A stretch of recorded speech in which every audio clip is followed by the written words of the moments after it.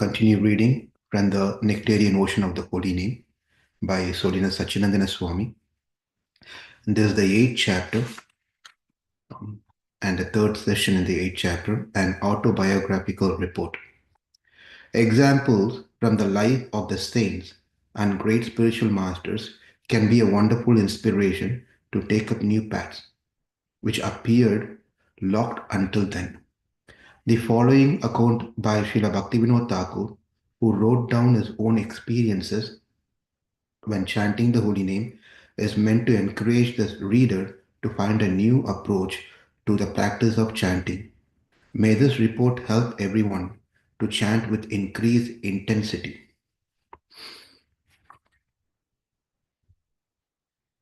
Raj writes more. My heart is just like a desert, hot with the rays of the sun. This is my internal mental condition. The desire for temporary material things cannot satisfy me because by nature, they are death producing. And not one or two, but thousands of such death producing desires have taken shelter in my mind. So my subconscious region is always burning. This is my condition. But somehow, by the grace of the Sadhu and my Guru, the holy name of Krishna, with its infinite prospect, has entered through the holes of my ears and reached the plane of my heart. And there, with some peculiar hope, with infinite auspicious possibilities, it touched my heart with a new kind of nectar. New hope is aroused by that sound. Then by force it comes from the heart towards the tongue. Not by the endeavor of my tongue, I am producing that sound. No.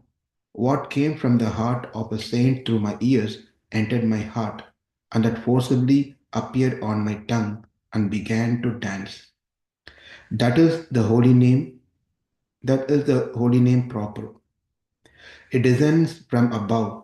It cannot be produced by the material tongue. Its source is above, and through an agent of the Absolute, it comes through the ears to the heart. From the heart, it gathers some sympathy. Then the holy name of Krishna forcibly appears upon the tongue and begins to dance. With great force, that sweet sound comes to the tip of the tongue and begins dancing.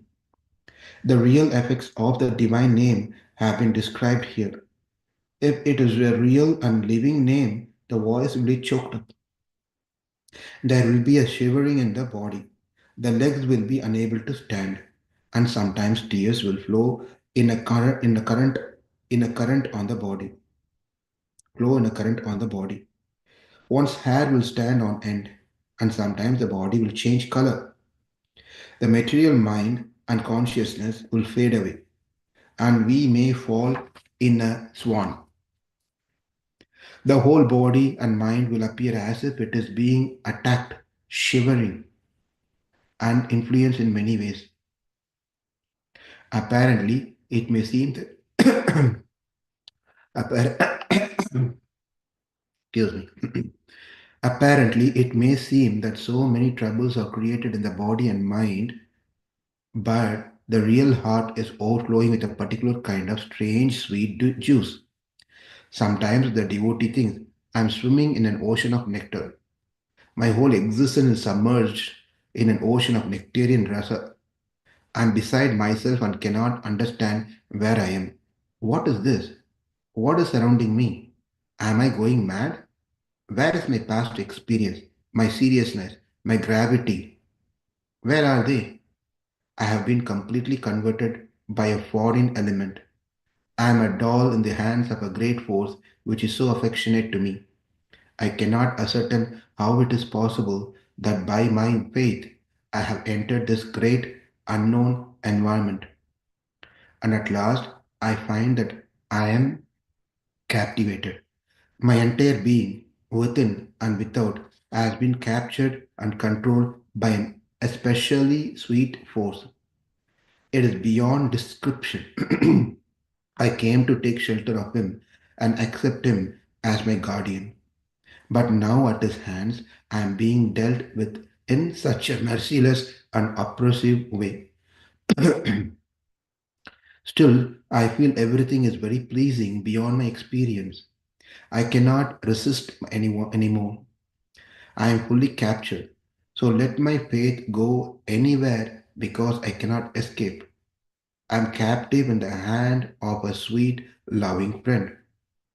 All my independence is gone, and I have no other choice but surrender. I find that he is an autocrat. He does whatever he wants. Since it is not possible for me to resist, I must surrender. Now I will cooperate and do whatever he wants. Meanwhile, I find that the holy name is like a blossoming flower, emanating wonderful, sweet streams. The holy name contains so many sweet, variegated forms of current within him. In different ways, he is wonderfully experiencing himself. Sometimes he shows a peculiar type of color and form and then disappears. So many charming aspects are revealed within as he forces me to surrender at the base of that altar. He shows himself in his full fledged form as he leads me to Vrindavana to sweetness, his Vrajalila, Vrajalila with Radha. I find myself in the midst of this uniquely sweet and loving abode. He says, "You see, I have so many wonderful things, and this is your home.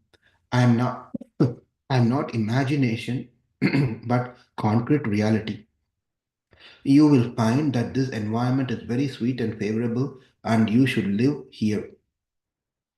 I see that he is exchanging a variety of loving rasas with his many devotees, and I find that a spiritual body has emerged from my previous one, and that I have a permanent place here in his service.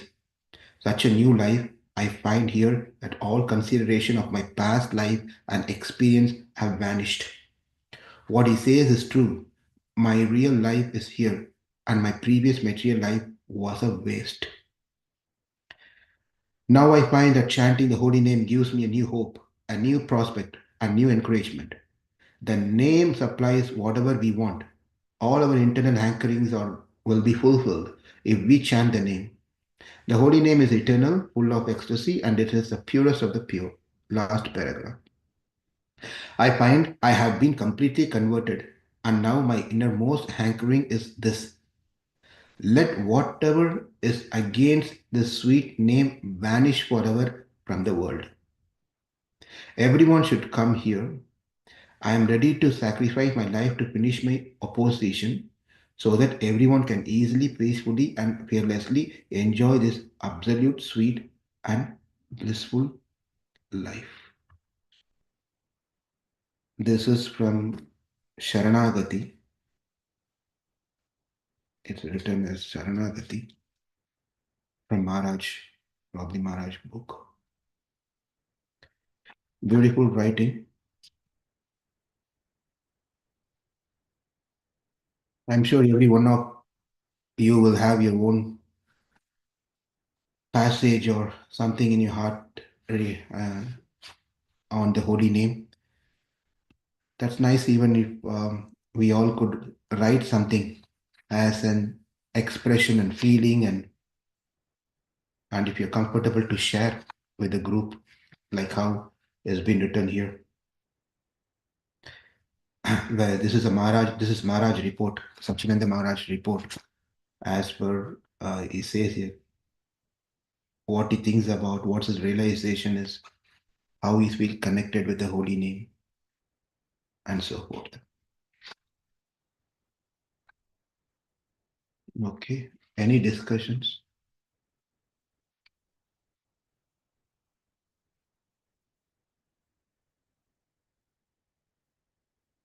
The chapters of this book is done. So another two more parts, we will cover that on Monday and of course see how long it goes. Anything to discuss, or anyone wants to share your reflection, or you want to write a report to Krishna, like how Maharaj has written? Now I find that chanting the holy name gives me a new hope.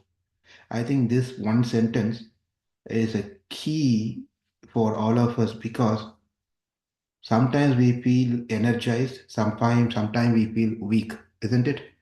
Sometimes life takes us in a different ways, but we are still chanting. We are all chanting. No one has stopped chanting. But then you see there are variegatedness in our life that sometime up, sometime down. Sometimes there's nothing, just life goes on. But the checkpoint is this: if we are chanting nicely, it should definitely only give us hope, not to give us sadness. We should all be happy in our life if that is the result of how, if we are chanting nicely.